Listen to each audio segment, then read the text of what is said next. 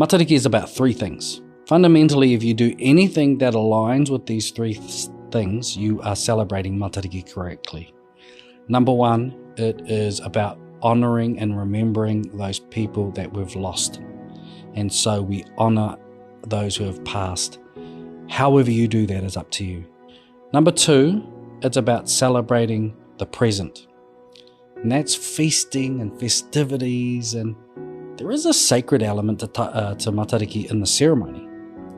But once a ceremony ends, it's meant to be a period where you eat too much and you sleep in, and games and pastimes, sports, music, coming together, art.